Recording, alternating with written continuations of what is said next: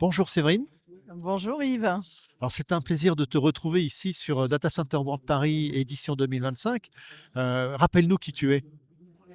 Alors, je suis Séverine Anouer, je travaille dans la société Vertive, je suis dans le groupe depuis plusieurs dizaines d'années.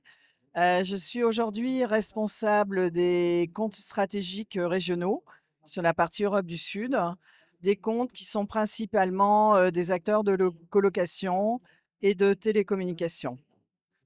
Alors Vertive est au cœur des infrastructures aujourd'hui. On le voit entre autres sur les annonces et les travaux que vous développez actuellement, des rapprochements avec Nvidia par exemple sur la composition et l'urbanisation des salles, etc. Quelles sont les tendances que tu perçois aujourd'hui? Alors, les tendances sont clairement une accélération, de l'augmentation de la densité en kilowatts dans les baies, que ce soit pour des usages informatiques, un peu plus standards ou du HPC, plus dédié calcul, recherche et cetera, ou l'IA. Donc l'IA, clairement, est un sujet alors, qui a démarré il y a déjà quelques années aux États-Unis, mais en France, depuis 3 ans, on a vu un démarrage qui s'est accéléré, clairement depuis 1 an, avec une explosion des demandes, notamment de nouvelles technologies de refroidissement, particulièrement adaptées à l'IA, avec ce qu'on appelle le liquid cooling. Euh, Parlons-en. Quelles sont les attentes des nouveaux clients, je dirais, aujourd'hui? Alors, les attentes des nouveaux clients, sont d'abord la flexibilité. Avec l'explosion de la densité informatique et dans certains cas au plus d'usage avec de l'IA, il y a une grande incertitude chez les clients. Que faire sur le futur site? Comment configurer techniquement le site? Alors, quand on dit techniquement, ce sont à la fois les locaux techniques, hein, ou tout l'environnement technique du bâtiment, et également la partie urbanisation de salles, donc au cœur des salles blanches. Et ça, c'est vraiment une question que l'on retrouve, c'est assez étonnant chez quelle que soit la taille de l'entreprise, chez des acteurs, de petite taille, de moyenne taille ou des très grands. On voit de plus en plus, de demandes ou de révisions de dernière minute, de configuration technique, parce que le client d'un acteur de colocation, est pressenti, va arriver bientôt ou va arriver l'année prochaine. Ce client-là a manifesté, certains besoins, bah, par exemple d'applications IA, donc automatiquement, le schéma qui avait été prévu au niveau de l'architecture de la salle doit être légèrement modifié, les technologies employées, et c'est la question principale, de quoi va-t-on avoir besoin dans le data center demain? Oui. Dans le même temps, on constate aussi, je dirais, une concentration des différents actions, supports, conseils, maintenance, etc. J'ai l'impression qu'il y a une évolution dans les practices également, qui fait qu'aujourd'hui, un équipementier du data center se doit d'être de plus en plus complet. Là où avant on se séparait, bon, on achetait des UPS, on achetait des équipements de refroidissement et autres. Il semblerait qu'aujourd'hui, l'évolution soit aussi vers une plus grande complétude de l'offre. Est-ce que je me trompe? Alors, c'est exact. Ce phénomène a déjà commencé, on va dire, dans les années 2008-2009. On a vu augmenter, plutôt dans des data centers edge de proximité, chez des acteurs, notamment, d'infogérance, au-delà, d'acteurs, calcul, recherche et cetera, et cette, augmentation de la densité, on avait déjà, il y a à cette époque-là, une demande de densité de 25 ou 30 kilowatts Oui. dans une baie.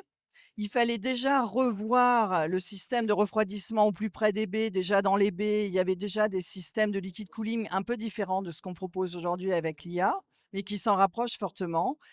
Et on a été amené, commercialement à dialoguer directement, non plus avec les services généraux, les services techniques ou, la direction générale pour des questions d'investissement chez nos clients. On a été amené à rencontrer directement les directeurs informatiques, les responsables réseau. Donc ça avait déjà commencé sur des petites demandes, petites salles, edge et cetera. Aujourd'hui, quand on voit, des gros projets, ou des moyens projets, mais à base d'IA, on est directement aussi en lien avec, le client qui est qui sont les services informatiques, hein, et qui vont répondre eux-mêmes à des besoins de clients utilisateurs, soit internes à l'entreprise ou externes. Et ce qui est le plus frappant, c'est le besoin de communication entre tous les acteurs qui vont intervenir au niveau de la réalisation de la salle informatique, à savoir, bon, le client utilisateur, bien sûr, l'hébergeur, s'il y a un modèle hébergement, le choix, enfin le constructeur informatique qui est retenu, également le constructeur de puces, enfin de CPU ou de GPU qui est retenu et qui va impacter l'architecture en cooling. Et également la société qui va être retenue pour faire, l'intégration IT dans les baies. Plus nous, équipementiers, plus la société qui va gérer l'installation sur le site, le contractant général, l'installateur. Donc on l'a vu sur 100 des projets que nous avons réalisés avec de la très, très haute densité ou de l'IA depuis plus de 2 ans, je parle pour la France, que je connais très bien. 100 des projets ont nécessité une réunion en face à face autour d'une table, pas par Teams ou autre chose.